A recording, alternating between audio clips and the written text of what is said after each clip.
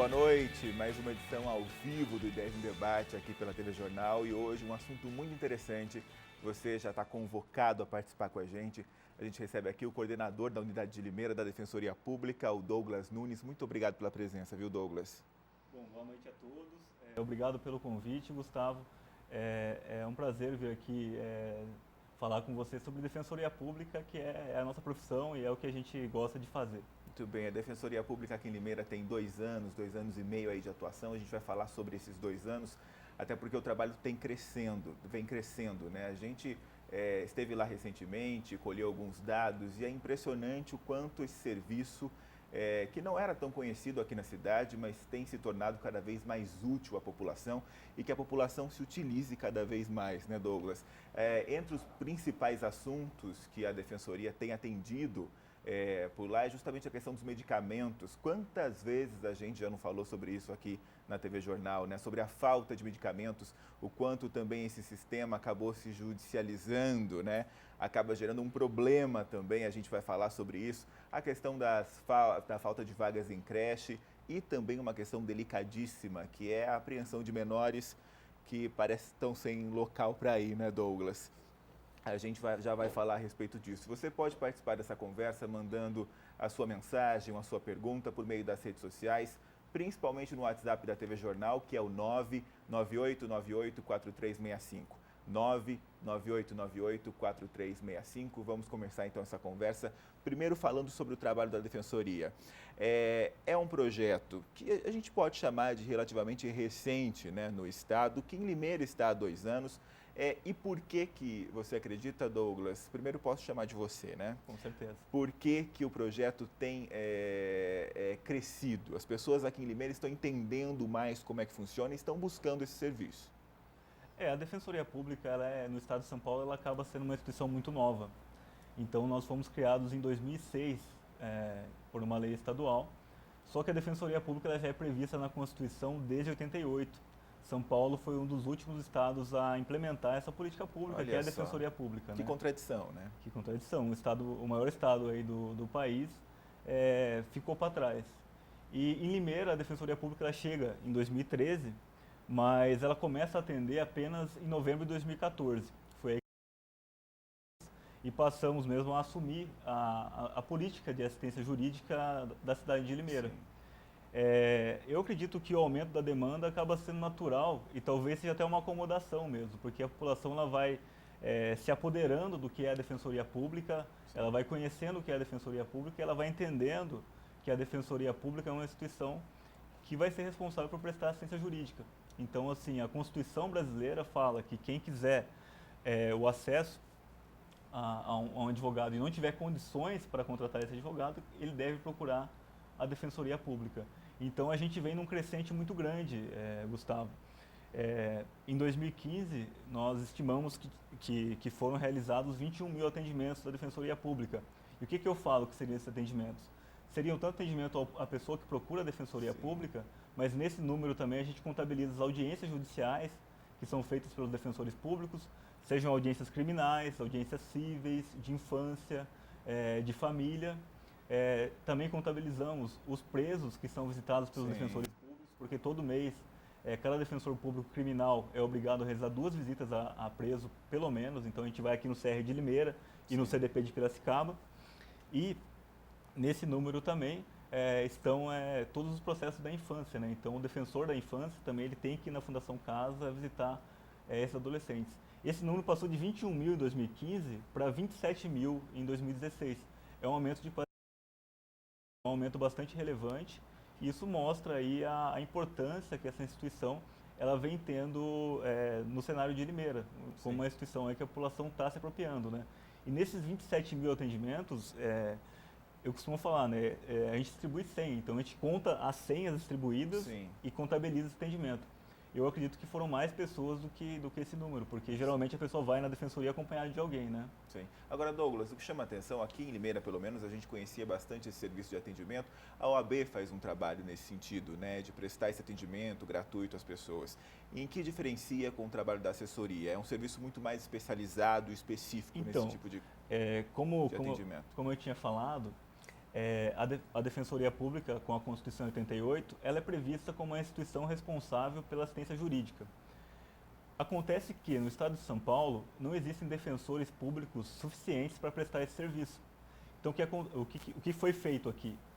Como não temos defensores públicos, fazemos um convênio com a OAB, e aonde não tiver defensoria pública, ou onde ela estiver mal estruturada, os casos que a Defensoria Pública não atender serão atendidos pela OAB. Agora, funciona mais ou menos com a questão dos médicos. A gente sabe que alguns médicos não gostam de saúde da família, por exemplo, porque vai ter que ir num lugar não tão bem estruturado, vai ter que lidar com pessoas que talvez ele não gostaria de lidar. A Defensoria Pública, no campo do judiciário, meio que cumpre esse papel. É por aí? Faz sentido essa comparação? Então, a Defensoria Pública é assim, ela é a instituição que centraliza a assistência jurídica do Estado. Você tem que pensar a Defensoria Pública como isso. E ela pode prestar diretamente esse serviço através dos defensores públicos, ou ela pode prestar indiretamente esse serviço através dos advogados conveniados. A ideia é que a Defensoria Pública preste diretamente esse serviço. Acontece que, pela falta de estrutura, ela não consegue prestar. Então, assim, em São Paulo hoje são 719 defensores. Estima-se que deveria ter pelo menos 2.500. Então, você consegue ver o déficit. Com a chegada da Defensoria Pública em Limeira, a gente, em 7 defensores, assumiu 90% da demanda da cidade. A gente continua ainda utilizando-se do convênio com a OAB para 10% dos casos. Sim. Então, assim, essa é a ideia, sabe? Então, assim, a responsabilidade da prestar assistência jurídica é da Defensoria Pública, e qualquer pessoa que quiser assistência jurídica tem que passar pela Defensoria Pública, sendo que cabe ao defensor público analisar se esse caso é caso da Defensoria Pública assumir ou se é caso de nomear um advogado. Então, assim, hoje a porta de entrada para a assistência jurídica é pela Defensoria Pública nas cidades em que a Defensoria está implementada. Muito bem. Entendeu? Agora, vamos deixar isso claro. Então, muitas pessoas talvez tenham essa dúvida. Quais são os casos de interesse que serão atendidos pela Defensoria Pública? Então, a Defensoria Pública Estadual, que é a Defensoria Pública que está implementada aqui em Limeira, ela vai atender basicamente todos os casos que tramitem, que corram, que sejam de competência da Justiça Estadual.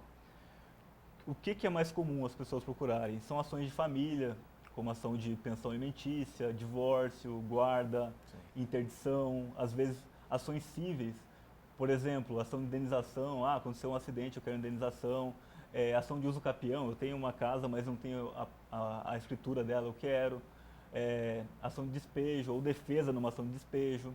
As demandas criminais, geralmente a pessoa ela é presa, tá, e precisa de um defensor, de um advogado de assistência jurídica. Esses casos também vão para a Defensoria Pública. Demandas de infância também, adolescente em conflito com a lei. Se ele não tiver um advogado, vai para a Defensoria Pública. E também a atuação coletiva, né, da Defensoria Sim. Pública, ela é relevante. Né? Então, assim, o defensor público, quando ele está defendendo as pessoas carentes, que essa é a função dele, ele pode entrar com ações civis públicas, né? E há bastante atuação da Defensoria Pública no estado inteiro nesse tipo de demanda, né? E também, né, outro papel da Defensoria Pública é a orientação jurídica. Então, assim, a pessoa às vezes ela nem tem uma demanda, mas ela quer saber qual é o meu direito. Eu quero saber qual é o meu direito. Ela pode procurar a Defensoria Pública também para isso. Então, assim, a gente como instituição tem o dever de orientar a pessoa. Sim. Independente de ser usuário ou não, a gente vai orientar. Vai falar, você não é usuário, mas você pode procurar tal órgão. Então, assim, essa preocupação a gente tem. De falar assim, aonde você vai. Essa orientação é geral, Douglas. Agora, o atendimento, de fato, não é todo mundo que está apto a receber esse atendimento. Como é que funciona? Qual é o perfil das pessoas que são atendidas pela Defensoria Pública? Então, a Defensoria Pública é uma instituição que ela vai prestar assistência jurídica para os necessitados. Esse termo que eu estou falando é um termo que está na Constituição, então é um termo técnico.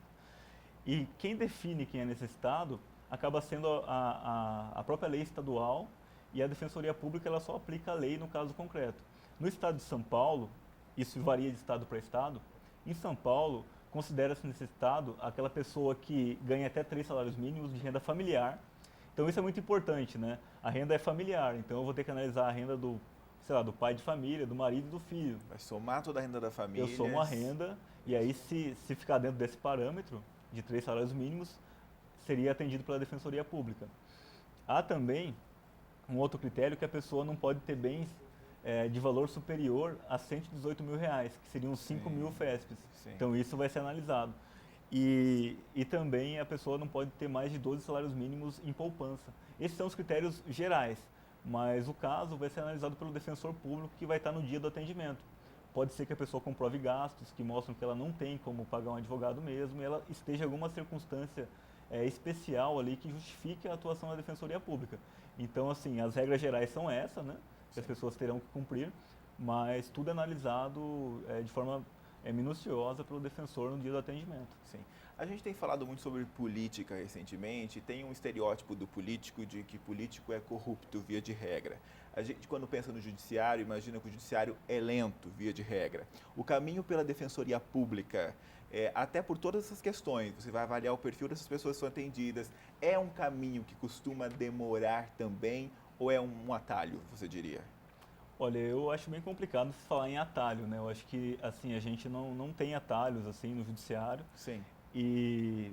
Mas eu acho que a política pública da Defensoria... Não no sentido de jeitinho, viu, Douglas? No sentido assim, é um caminho que essa pessoa conseguiria uma resposta mais rápida. Eu acredito assim que a Defensoria Pública ela é uma instituição que está preocupada com a solução do problema. Então, assim, a gente sabe muitas vezes que um processo judicial, em vez de resolver um problema, ele mantém o conflito. A sentença, às vezes, não resolve o conflito. Sim.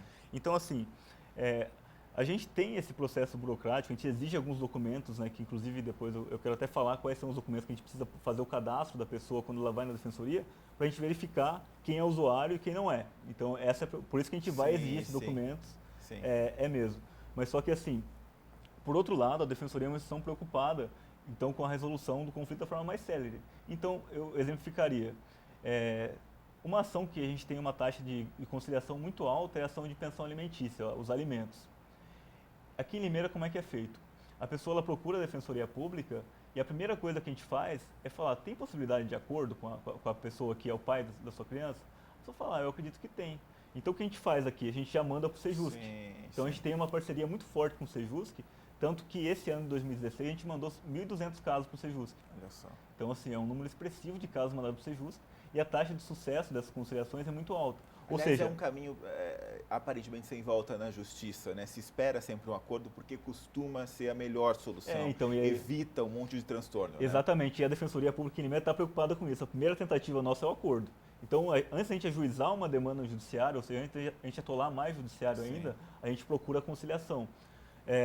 Uma questão de medicamento também. A gente tem um número expressivo de ações de medicamento aqui em Limeira, é verdade. Mas, assim, todos os casos a gente analisa. Primeiro, manda um ofício para a Secretaria de Saúde do município perguntando esse medicamento está disponível, vocês vão fornecer? E só quando eles falam que não, é que a gente ajuiza uma ação. Então, assim, a gente não sai ajuizando ações aleatoriamente. A gente primeiro tenta resolver de forma administrativa, de forma extrajudicial, e só quando não deu mesmo é que a gente vai propor uma ação. Então, acho assim, a Defensoria ela tenta ser mais desburocratizada, né? Ela tenta ir pela via mais célere, que seria ou você faz um acordo com alguém, ou você conversa com o órgão público que tem que fazer aquela demanda do cidadão, e só quando não dá mesmo é que a gente vai acessar a via judicial. Sim, antes da gente fazer a primeira pausa desse debate, no começo você citou, a sua especialidade, digamos assim, é a questão criminal, você citou da visita em presídios. Hoje todo mundo ficou um pouco chocado porque até então a crise penitenciária parecia estar bem longe da gente, lá nos estados do Norte e no Nordeste. Hoje, uma rebelião lá em Bauru deixou todo mundo atordoado, é realmente uma questão muito séria. Mais de 200, quase 300 presos fugiram.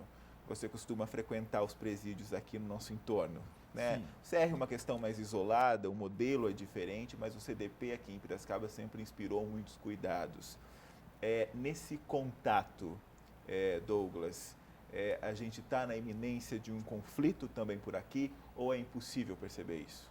Então, a realidade que a gente percebe aqui é bem diversa. A gente acredita assim, que não está na iminência de um conflito, a gente vai lá, assim, a sensação é que não tem uma revolta nesse sentido, assim, igual está acontecendo nessas outras unidades, mas o que a gente percebe muito é que o Estado é muito negligente com essas pessoas, viu, Gustavo?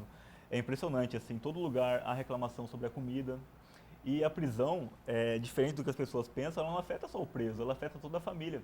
Se você for quarta-feira e passar na frente do CDP de Piracicaba, você vai ver uma fila gigantesca de familiares levando comida para os presos, que seria dever do Estado. Sim. E estão ali sofrendo, sabe? Eu já conversei com mães que falam assim, meu filho preso custa R$2.000 por mês, uma família simples, que é usuário da Defensoria Pública. Então, assim, eu acho que a questão prisional, ela passa assim por uma mudança de mentalidade dos próprios operadores do direito, sabe? Não tem que ficar encarcerando todo mundo como a gente tem feito. Piracicaba tem capacidade para 700 pessoas. Eu acho que hoje estão com 1.200. É quase o dobro da capacidade. Então, assim, Tudo isso também colabora para criar uma tensão. e cria uma tensão. Uma cela que caberia 12 está com 40. Isso gera revolta. Então, assim, os procedimentos que a prisão faz também acabam gerando revolta nos presos e nos familiares, né? Então, toda mulher que vai entrar no presídio ela é obrigada a passar por um procedimento vexatório de revista. E então, quer dizer, a pena ela passa do preso para a família do preso também, né? Então, acho que tudo isso está relacionado, né? Mudar a cultura, né? Encarcerar menos e também garantir acesso à justiça, né? Tem muitos poucos defensores públicos, muito pouco acesso à justiça, então tem muita gente que está aí, querendo ou não, sem assistência jurídica e você tá em uma situação indefinida deve ser muito difícil. A gente sempre ouve o lado de cá, né? A gente não tem esse contato, ou não costuma, pelo menos, ouvir o lado de lá, de quem está lá dentro. Qual é a queixa mais comum? Quando você vai lá para atender alguém, você citou a questão da comida, né? Mas qual que é a questão mais comum? É superlotação? É alimentação? Olha, O que está gerando muito problema para quem está encarcerado? Aqui na região. eu posso falar isso com um pouco mais de propriedade, porque eu era membro do núcleo de situação carcerária. A Defensoria Pública ela tem núcleos também temáticos que estudam e que estão preocupados em nível estadual com alguns temas. Um desses núcleos é o núcleo de situação carcerária da Defensoria de São Paulo. Então eu acabei fazendo algumas inspeções. O que é inspeção? Você vai chegar numa penitenciária, você vai entrar nela e vai analisar ela de cabo a rabo. Você vai Surpresa. entrar em todas as celas. Surpresa. Você vai entrar em todas as celas, você vai escolher alguns presos aleatórios na lista e vai falar com eles e perguntar o que está acontecendo, como é que tá ali.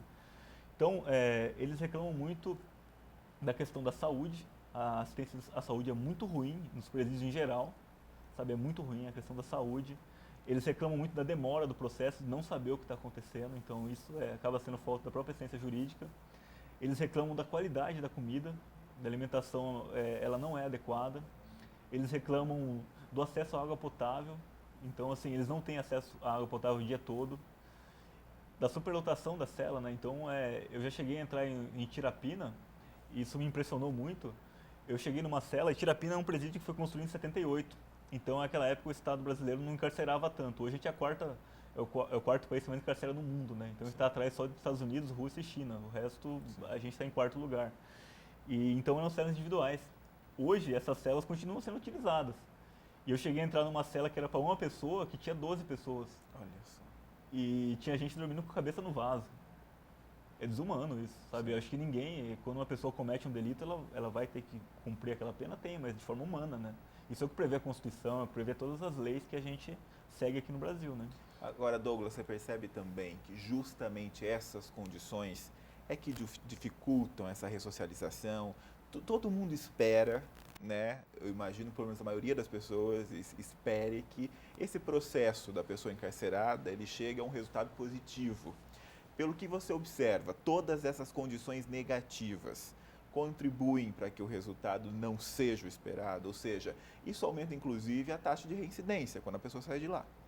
Olha, Gustavo, o que a gente tem visto assim é que cada vez mais a gente tem colocado pessoas que não são perigosas, que são primárias, que têm 18 anos de idade na cadeia e elas acabam sendo arregimentadas pelas facções criminosas, porque, querendo ou não, as facções elas dominaram as prisões, né? Muitas prisões são dominadas pelas facções. Então você coloca, às vezes, um ladrão de galinha junto com uma pessoa que já tem um maior envolvimento criminal e aquela pessoa ela vai acabar conhecendo esse mundo criminoso de outras formas, vai ficar ali ocioso, porque fica ocioso, não tem trabalho para todo mundo, não tem estudo para todo mundo. Então, eu acredito que assim hoje acreditar em ressocialização assim por esse sistema que a gente está tendo é ser um pouco ingênuo, sabe? Não vai ressocializar ninguém. Pelo contrário, é uma escola do crime, acaba sendo uma escola do crime. A gente percebe que e até pra gente assim, a gente se envolve pessoalmente em alguns casos, né?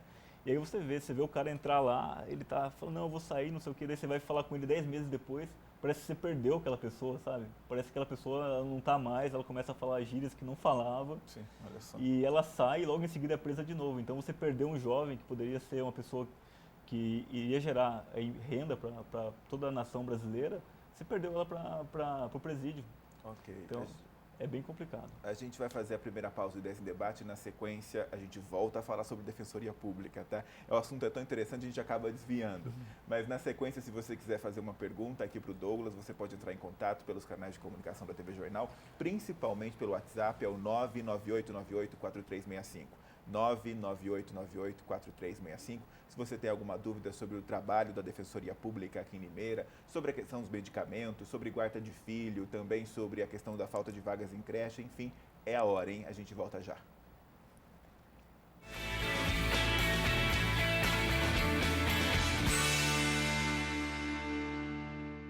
De volta e ao vivo com o I10 em Debate. Hoje o assunto aqui é Defensoria Pública. Se você está precisando de ajuda, essa é a hora. A gente volta com um caso aqui que a gente recebeu no WhatsApp, a Márcia.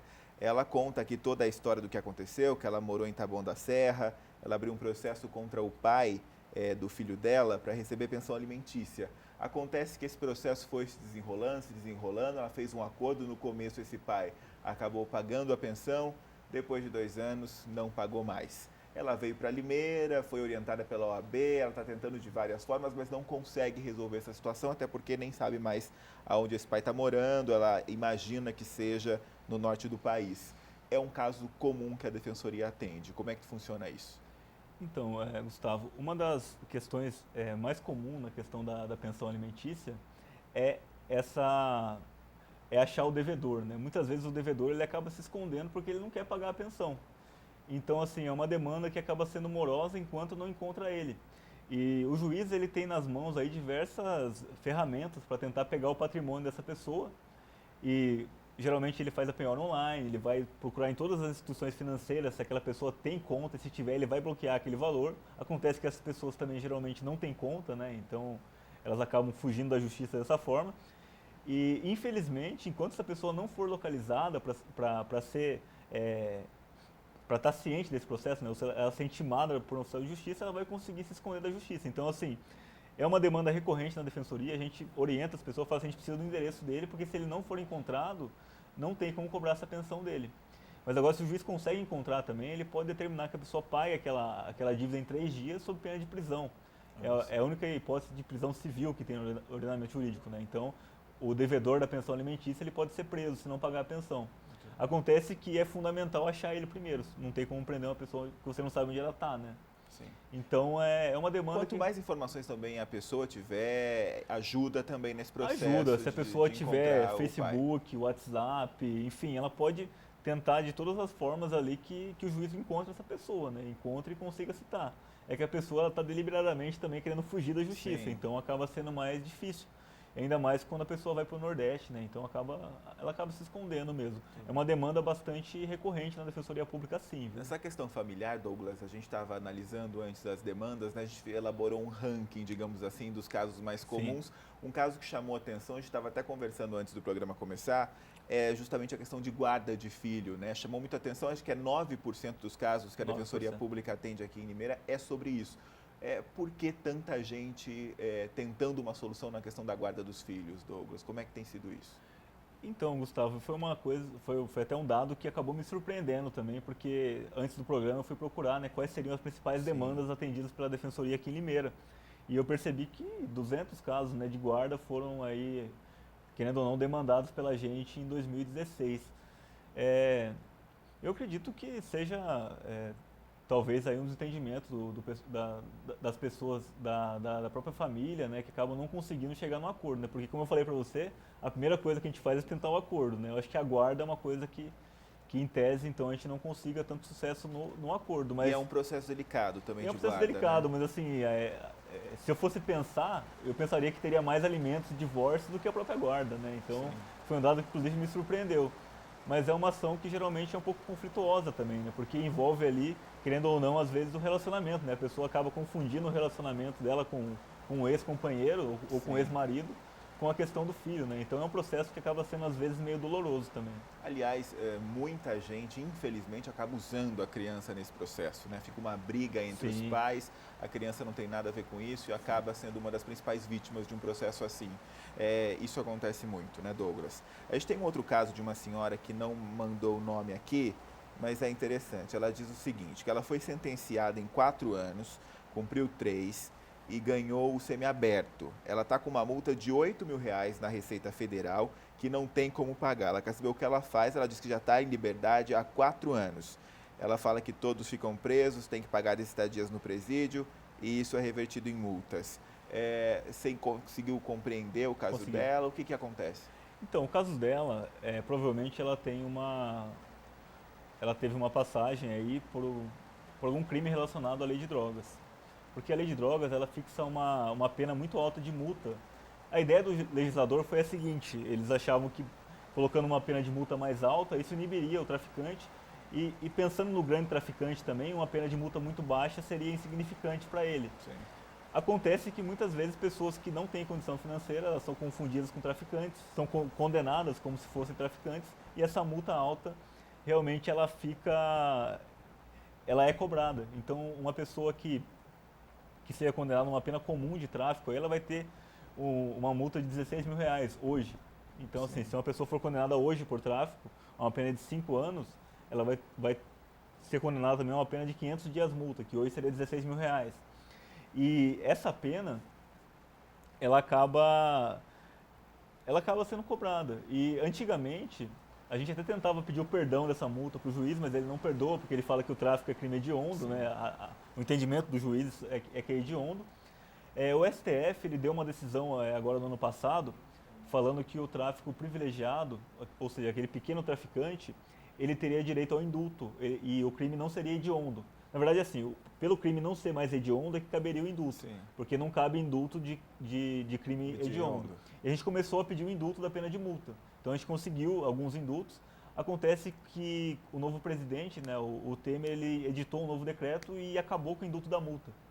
Então a última opção que a gente teria para resolver o caso aí da senhora, que seria o indulto, foi tirado da gente esse ano. Então ela vai ter que pagar. Então a gente não consegue o perdão dessa multa mesmo. E ela vai ter que ser cobrada pela Fazenda Pública. A gente acha que é uma grande injustiça, né, porque a pessoa ela já cumpriu a sua pena, ela já ficou presa, e além disso o Estado ainda vai cobrar. Quando ela vai começar a vida dela, né, quando ela pagou tudo que devia para o Estado da pena corporal, quando ela vai começar a vida dela de novo, ela começa a vida com uma dívida de R$ 8.000 que vai negativar o nome dela, que não vai dar direito a ela ter acesso à moradia, porque vai ter o nome negativo, não vai dar direito a crédito para ela.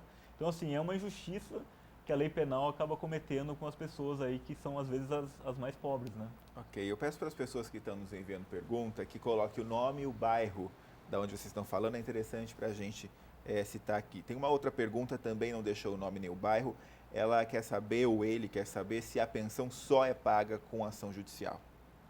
É só nesses casos, só com ação judicial, que pensão acaba sendo obrigatoriamente paga, ou existe também um outro caminho? Eu entendi, né?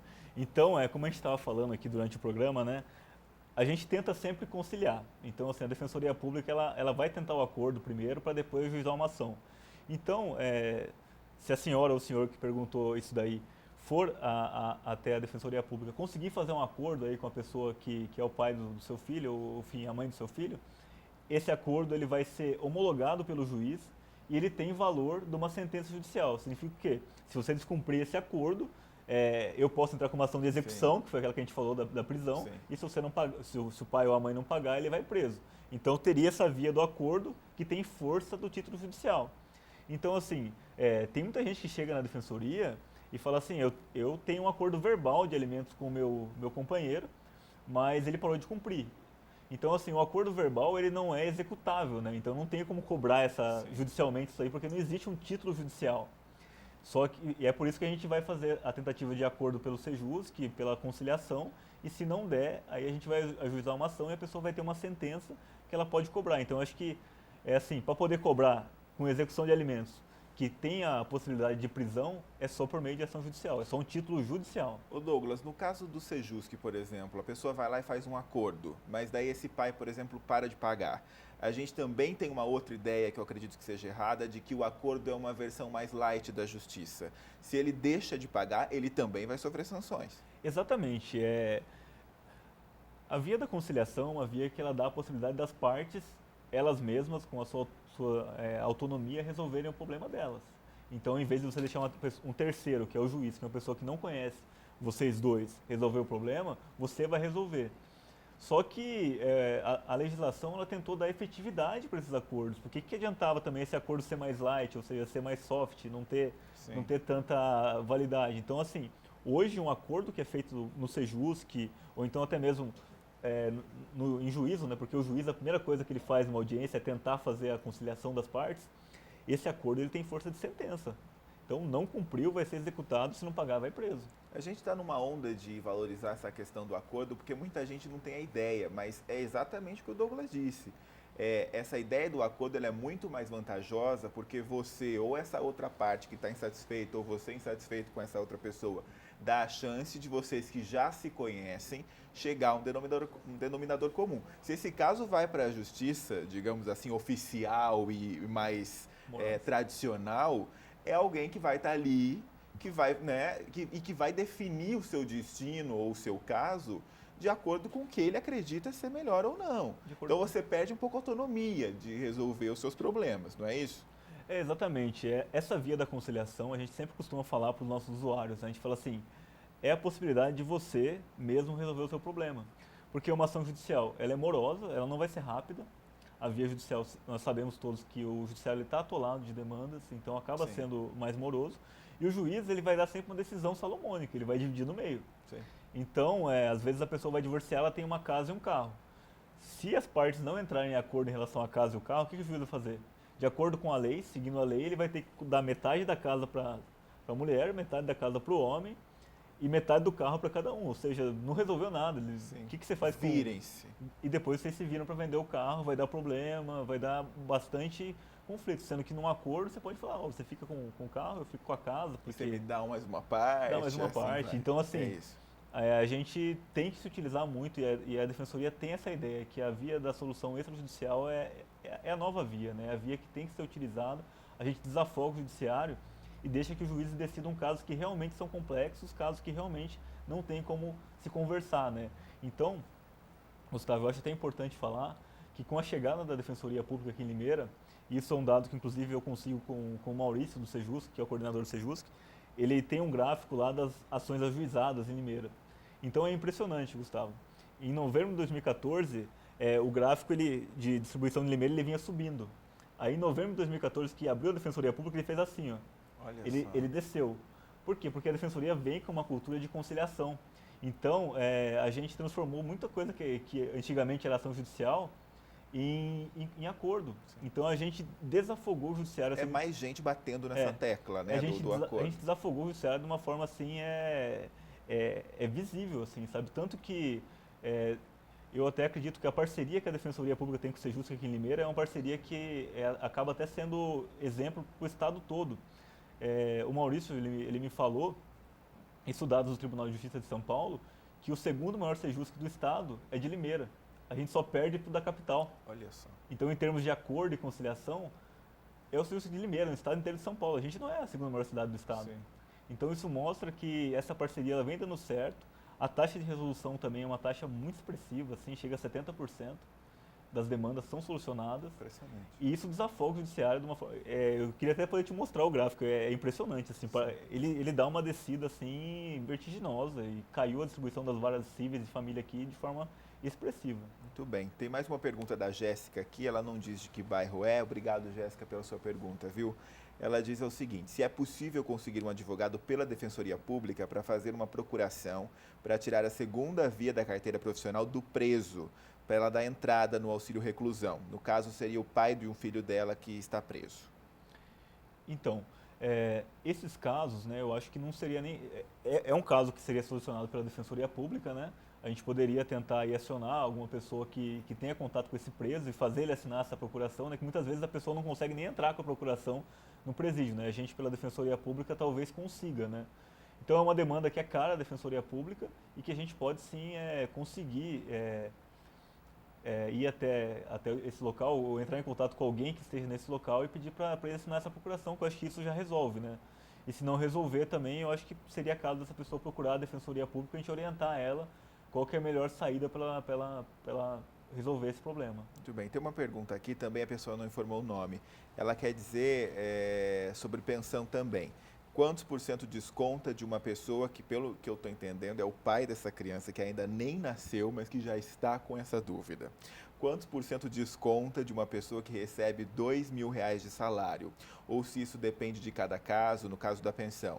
Ele quer saber também uma pergunta que você quer responder, Douglas. Qual o horário de atendimento da Defensoria e quais os documentos necessários? Com certeza. A primeira pergunta eu achei bem interessante, porque ela permite que a gente fale para a população um tema que é muito importante, é a questão dos alimentos gravídicos. Não sei se você já tinha ouvido falar. Sim. Alimentos gravídicos são aqueles que são pagos para a mulher grávida. Ou seja, não é só o filho que Olha nasceu só. que tem direito à pensão alimentícia. Então, o suposto pai da criança, ou o pai da criança mesmo, ele tem que pagar também os alimentos gravídicos. Ele Então, está contando com um problema que ele vai ter Ele daqui já a um tem. tempo, ele já tem esse problema. ele já pode ter. Que maravilha. Ele já Vamos pode lá. ter. Então, assim, a mulher grávida, então, que acaba separando o companheiro, ela tem direito aos alimentos gravídicos, né? Na verdade, não é ela que tem direito, é o feto, né? É a criança que tem esse direito. Não tem um percentual fixo, Gustavo. Não existe esse percentual em nenhuma lei que existe no país. Acontece que Sim. há um costume dos juízes, né? Um costume jurisprudencial. Se fala no 30%. Jurisprudencial, inclusive, se falar que é 1/3 do salário da pessoa. Então, 1/3 do salário dela, ela teria que destinar a esse filho e 2/3 ela usa para sobreviver. Então, assim, se entrar com uma demanda judicial, muito provavelmente o juiz vai fixar 1/3 da renda. Se é mais de um, é 1/3 para os filhos. É 1/3 para os filhos. Senão vai Acaba consumir dividindo. toda a renda se a pessoa tiver muito filho. Acaba dividindo. E aí, muitas vezes, quando o pai ele tem mais de um filho, aí entra a ação revisional de alimentos. Porque às vezes ele tem 1/3 para um filho e 1/3 para o outro. E aí há interesse dele procurar a defensoria também e falar assim, eu quero mostrar para o juiz que eu tenho 2 pensões, eu quero que reduza esse valor porque está ficando muito oneroso para mim, eu não consigo continuar a minha vida. Sim. E aí ele vai procurar a defensoria também para entrar com uma ação que chama revisional de alimentos. Mas no caso dele que está perguntando aqui, por exemplo, depende, é cada caso que vai se definir. Se for um juiz que for fixar, como a gente falou, se não tiver um acordo, que a ideia melhor é que seja feito o acordo, vai ser 1/3. Muito bem. Muito provavelmente vai ser 1/3. Muito bem. Mas nesse acordo, a mãe que teria que aceitar um valor menor, compreender a situação do pai, o que normalmente não acontece, né, Douglas? Depende do caso. Muitas vezes acontece sim. É mesmo? Já vi acontecer e depois, às vezes, a pessoa acha que é injusto, ela propõe uma segunda demanda para aumentar a pensão. Muito bem. Então, acontece dos dois lados. Vamos responder as outras perguntas. O horário de funcionamento da defensoria e os documentos que são necessários. Então, a Defensoria Pública ela funciona todos os dias, né, segunda a sexta-feira. A gente começa a distribuir senha às 7h30 da manhã e distribui senhas até 9h30 da manhã. Então, a pessoa que chegar dentro desse horário, ela vai ser atendida. E o atendimento mesmo, ele começa às 8 horas e vai até meio-dia. Ou seja, das 7h30 às 8 a gente está distribuindo senha, mas está apenas cadastrando as pessoas. A gente tenta dar uma acelerada no cadastro para às 8 horas a gente começar a já atender as pessoas. Sim. E de manhã são as demandas novas, né? Então, uma pessoa que nunca foi na Defensoria Pública ou uma pessoa que já foi na Defensoria, mas ela quer ajuizar uma nova ação ou quer uma nova orientação jurídica. Agora, se a pessoa ela já procurou a Defensoria Pública e tem um caso em andamento na Defensoria Pública, a gente orienta ela aí à tarde. Então, os retornos daquelas pessoas que já têm um processo em andamento, eles começam às 1 da tarde e vão até 5 horas da tarde. Sim. Sendo que a gente distribui senha das 1 até as 4h30. Então, a pessoa se chegar até 4h30, ela vai ser atendida até as 5. A gente não tem limitação de senha, viu, Gustavo? Então, a gente atende todo mundo que chegar dentro daquele horário. Então, a pessoa chegou até 9h30, a gente vai atender ela até meio-dia. E é lógico que a Defensoria também respeita as preferências legais. Então, a gente vai atender gestante até meio-dia. Mesmo que ela chegue depois das 9h30, né? Vai atender esse pessoal que chegar ali, que é preferencial. Idoso, algum deficiente físico. A gente respeita as preferências, né? E documentos, quais são os necessários? Os documentos que a gente acaba exigindo sempre, e como a gente falou, né, a Defensoria ela vai atuar por um recorte de renda, né? Então a gente vai pedir o RG original da pessoa, que ela leve, comprovante de residência da pessoa, então que ela leve a conta de água, a conta de luz, o contrato de aluguel, o recibo do aluguel, que pagou o aluguel, que comprova que ela mora naquele lugar. E a gente vai pedir também o comprovante de renda da pessoa e da família. E isso é o que mais gera problema, Gustavo. Muitas vezes as pessoas elas vão com o RG na Defensoria, elas vão com o comprovante de residência, Sim.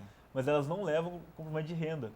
Só que é um documento fundamental para a gente analisar se aquela pessoa ela tem direito ou não a ser atendida pela Defensoria. Então a gente vai pedir a carteira de trabalho, se a pessoa for registrada, que ela leve aí pelo menos os 3 últimos olerite dela. A gente pede isso. E das pessoas que moram na casa. Sim. Agora, se ela é autônoma, traz também a carteira de trabalho, e aí vai tá em branco. Isso para qualquer caso, Douglas. A pessoa vai ter que reunir toda essa documentação para qualquer caso. Então, isso que é importante falar. A gente acaba fazendo essa análise financeira nos casos que não são criminais. Porque, assim, na área criminal e na área infracional também, do adolescente em conflito com a lei, a gente acaba atendendo todas as pessoas que demandam a Defensoria Pública. Por quê? Porque a lei entende que essas pessoas elas são, por natureza, vulneráveis. Elas estão numa situação, se acusado de um processo criminal ou se acusado de um ato infracional, essa pessoa está com o direito mitigado ou reduzido. Então, ela está numa situação que a própria situação que ela está já coloca ela como vulnerável. Então, a Defensoria Pública ela vai atender qualquer pessoa no criminal, independente de renda. Então, alguma pessoa que quiser algum dado sobre o processo criminal, quer saber como se defender do processo, quer saber como acompanhar o processo do filho, a gente não vai analisar a renda.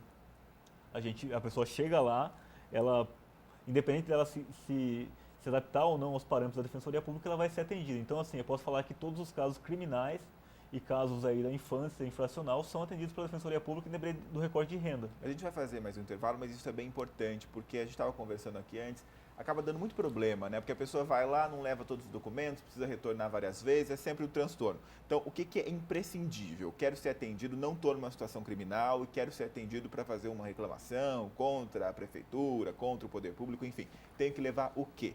RG, é importante o documento com foto, serve carteira de motorista ou não? Leva carteira de motorista, CPF, identificação. Eu quero identificação sua, eu quero saber onde ele mora e quero saber qual é a renda familiar, a composição dessa renda familiar. Então eu quero saber a sua renda, a renda das pessoas que moram na casa. Isso é o principal, que é na verdade onde se faz o recorte. Importante também levar um comprovante de residência para provar que você mora aqui na cidade, vai ser atendido aqui. Exatamente.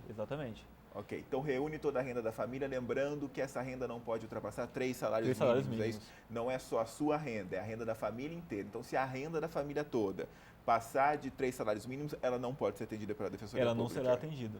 Ok. A gente vai fazer mais um intervalo aqui no 10 em Debate. Na sequência tem o último bloco. Você continua mandando as suas dúvidas pelo nosso WhatsApp, é o 998984365. Até já.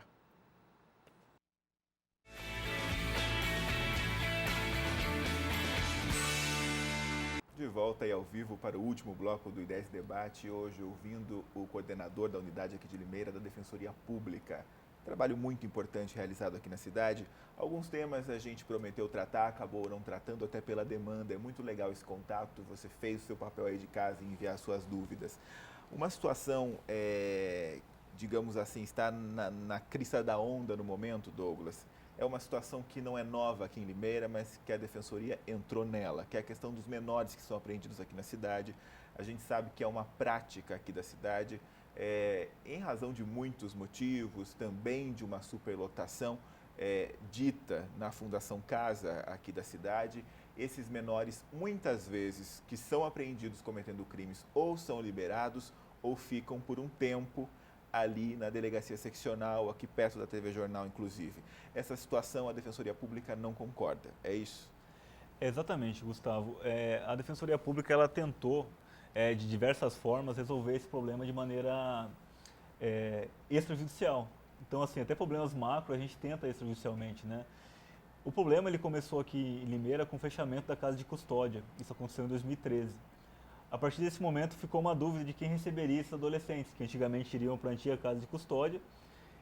E aqui em Limeira tem 2 unidades da Fundação Casa. Sim. Então houve um embate aí e se decidiu que esses adolescentes eles ficariam na seccional, pelo menos durante o período de 5 dias que eles podem ficar em repartição policial, previsto por lei, e posteriormente seriam encaminhados aí à Fundação Casa se tivesse vaga. Acontece que a Defensoria Pública não concorda com esse fluxo, pelo seguinte motivo: o Estatuto da Criança e do Adolescente, ele prevê que o adolescente ele pode ficar em uma repartição policial quando não houver entidade de atendimento no município. E Limeira tem 2 unidades da Fundação. Então, o que a gente pleiteia nessa ação civil pública, que inclusive está sob júdice ainda, não tem uma decisão judicial, mas o argumento nosso é o seguinte: cumpra-se a lei. O adolescente ele tem direito a ser internado numa entidade de atendimento, que seria a Fundação Casa. Em Limeira tem Fundação Casa, não tem só uma, tem 2. Então é ilegal que eles fiquem numa repartição policial em contato com adulto, porque não há uma separação rígida dos adultos que também estão presos ali, que querendo ou não ficam naquele local, sem ter direito nenhum à visita, ou seja, nos 5 dias que eles ficam incomunicáveis, não tem nenhum acesso externo. Eles ficam 5 dias sem tomar banho de sol, ou seja, 5 dias sem ver o sol. Por quê? Porque não tem estrutura para isso ali. E mais do que isso, né, o ECA ele prevê que o adolescente, pela situação que ele se encontra, uma situação em desenvolvimento, ele é uma pessoa em desenvolvimento, ele tem um tratamento diferenciado pela Constituição. Então essa pessoa ela não pode ficar no presídio porque ele é adolescente, ele está em formação, ele está em um processo de formação. Então as medidas socioeducativas, elas têm uma função pedagógica. Então assim, não é sancionatório só. Você não vai sancionar, você vai educar também. E eu te pergunto, qual pedagogia que tem deixando o adolescente 5 dias numa cela, que é uma cela insalubre da seccional, e há diversas reclamações dos adolescentes. Então o que a gente pede nessa ação é que se cumpra a lei. É que se cumpra a lei. A situação que os adolescentes estão vivenciando aqui em Limeira hoje é uma situação ilegal. E a Defensoria Pública está de olho nisso e acompanhamos o caso, né? E a gente quer que a Fundação Casa ela receba o adolescente ou então que esse adolescente seja solto, mas não fique nessa situação vulnerável, de violação de direitos mesmo, né? Então, assim, a Defensoria Pública é uma instituição responsável pela promoção de direitos humanos. Está na Constituição isso. Então, qualquer direito humano que seja violado, a gente tem legitimidade sim para questionar e vai questionar. A gente está acompanhando de perto esse caso, ainda não teve o desfecho na Justiça, né? A situação perdura, já são quase 4 anos aí dessa situação, em que nada é feito, né? Então, a Fundação Casa se recusa a receber esses adolescentes, ela fala que ela não tem a obrigação, e não obstante tenha previsto em lei, e até agora não teve uma decisão definitiva nesse sentido, né? Ok. Outro assunto também bastante comentado aqui na cidade, que é um dos maiores motivos pelos quais as pessoas procuram a Defensoria Pública, é a falta de medicamentos na rede pública ou a falta de oferta desses medicamentos na rede pública. A gente acompanhou, Douglas, digamos assim, o outro lado dessa história. A gente, secretário de Saúde, à época, o atual também, mas o que eu quero dizer, na verdade, é assim, quem está do lado do executivo acredita que houve um processo que eles chamam de judicialização da saúde. E que a impressão que se tem é que qualquer pessoa que chegue lá e fale, eu preciso disso, dá-lhe canetada e prefeitura paga medicamento, e prefeitura paga medicamento. E muitos medicamentos dessa lista, inclusive, a gente coloca com uma situação até engraçada.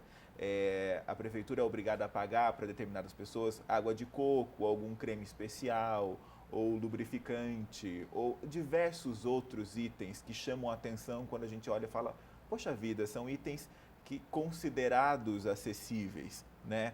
Existe esse processo, qualquer pessoa que chega lá pedindo medicamento, ele vai conseguir via judicial ou existe uma tentativa de negociar isso antes? Gustavo, o processo de judicialização da saúde, né? Judicializar a saúde é um processo que ele acontece no Brasil inteiro. Isso acabou sendo decorrente, querendo ou não, de uma decisão do STF, em que o ministro relator do caso ele fala que o direito à saúde é um direito fundamental, previsto na Constituição, e que limites orçamentários não podem ser utilizados para se impedir que o cidadão tenha acesso a um direito fundamental. Então isso é a interpretação da Constituição, entendeu? O primeiro passo é esse. Sim. Então assim, o administrador público ele não pode usar... Aí está a grande brecha para que Ele não pode usar o argumento da reserva do possível, que é isso que eles usam, falam não tem orçamento, para que se viole o direito à saúde de qualquer cidadão, entendeu? Esse é o primeiro ponto. Agora, a forma como isso vem sendo utilizado é uma coisa que dá para se questionar. Então, eu acho assim, que o direito à saúde ele é um direito que é sindicável, ele é exigível pela Constituição como ela está hoje. E a Constituição é vigente, é válida e produz efeitos. Acontece que há um mau uso. Isso é evidente quando você fala que tem pessoas recebendo talvez água de coco, há um mau uso. Então, quem decide no final quem vai ter direito ao quê é o juiz. Ele vai analisar se aquele medicamento realmente ele está relacionado ao direito à saúde dessa pessoa. O que eu posso falar sobre a Defensoria Pública? Como eu te falei, a gente não sai ajuizando a ação de medicamento autor de direito. Primeiro a gente vai ver, tá na lista do SUS? Tá. O que a gente faz? Oficia o município de Limeira e fala assim, medicamento previsto na lista do SUS, entregue. Aí o município fala assim, não tenho, faltou dinheiro, não tenho. O que a gente faz? Aí eu ajuizo uma ação. Sim. Outra coisa, o defensor público ele não sai ajuizando ações de medicamentos se não tem um laudo médico detalhado falando o porquê desse medicamento. E digo mais ainda, quando o medicamento é de alto custo, a gente tem um ofício padrão na nossa unidade, a gente manda esse ofício para o médico e fala assim, doutor, explique por que esse medicamento tem que ser fornecido e não o outro que é fornecido pela rede pública. Ótimo, você e o médico, porque existe esse outro lado também, né, de médicos então, assim, que tem... O que eu quero te mostrar é o seguinte, a gente tenta de todas as formas resolver de forma administrativa. Sim. Então, se tem um médico que é formado e fala pra gente, esse é o único medicamento que cabe no caso do seu João. Os outros medicamentos ele tem alergia e não vão ter a mesma eficácia do que teriam se fossem utilizados.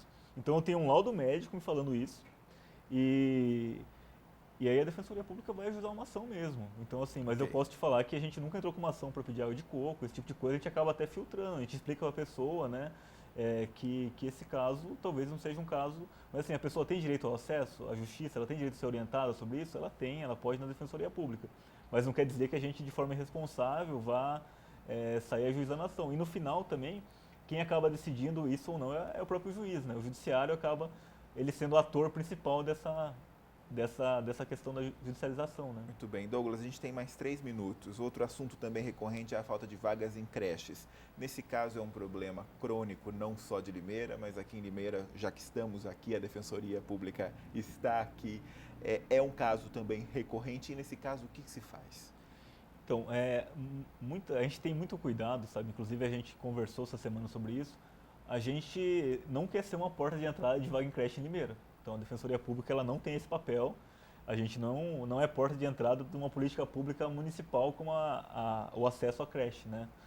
Então a gente acaba demandando o município por vaga em creche quando a pessoa ela já tentou na via administrativa ter acesso a essa creche, o município falou assim, não tenho vaga. Ou tenho vaga e você está na posição 100ª. Então, assim, da mesma forma que o acesso à saúde é um direito que é diretamente exigível da Constituição, o STF também entendeu que o acesso à educação é um direito fundamental que é também exigível do poder público. Então, assim, a gente, como um instrumento, né, de acesso à justiça das pessoas, a gente vai demandar, sim, esse acesso à vaga em creche, né, mas a gente sabe que essa demanda é uma demanda macro, né, demanda construção de novas creches, né. Então, eu acho assim, esse número expressivo de demandas que acabaram sendo ajuizadas pela Defensoria em 2016, eles mostram que Limeira tem uma demanda grande por creche, é necessário construir mais creche, né. Acho que o sinal que dá para o poder público é esse, Limeira precisa de mais creche. E eu vou além, Gustavo, eu acho que a gente... Esses 200 casos nem representam todos os casos de vaga em creche. Muita gente não procura a Defensoria Pública, então o buraco é maior ainda, são mais vagas necessárias. Para a gente encerrar, Douglas, a gente tem um minutinho. Você estava falando sobre essa questão do acesso às leis e do quanto tudo isso está garantido em lei, né? Se todo mundo cumprisse a lei como se espera, muitos problemas a gente não teria. Eu queria que você falasse nesse um minutinho justamente dessa questão da importância que tem uma instituição como a Defensoria Pública. Vocês estão, pelo menos, tentando garantir o direito justamente daquelas pessoas que menos têm acesso a isso. É essa a missão de vocês lá? Então, a missão constitucional da Defensoria Pública é justamente essa, né? É garantir direito a quem nunca teve direito. Então, a Constituição Cidadã de 88, ela vem e coloca a Defensoria Pública, antes não tinha previsto em lugar nenhum essa instituição, como uma instituição que vai andar ao lado dos pobres, dos desvalidos. Então a Defensoria Pública é quem defende os presidiários, quem defende os presos. É a instituição também que defende quem está sendo despejado de remoção forçada, igual aconteceu em Sumaré, na Vila Soma. Inclusive, a Defensoria Pública de São Paulo conseguiu uma liminar no STF para garantir que as pessoas ficassem na casa delas. Então, assim, é uma instituição que realmente ela veio para garantir acesso à justiça a quem tem menos. Ok. E é isso. Ok, muito obrigado pela entrevista. O convite já está refeito para você voltar aqui outras vezes. É um assunto interessante, as pessoas querem conhecer mais. Seja bem-vindo sempre que precisar, ok?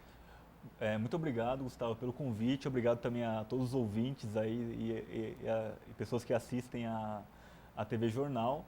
E estou sempre à disposição para comparecer aqui para falar sobre diversos assuntos. Ok, muito obrigado mesmo. A gente encerra assim o Ideias em Debate desta terça-feira, contando sempre com o prazer da sua audiência. Muito obrigado, viu? Na semana que vem, sempre às terças-feiras, a partir das 8 horas da noite e ao vivo, hein? Eu conto com a sua participação. Até lá.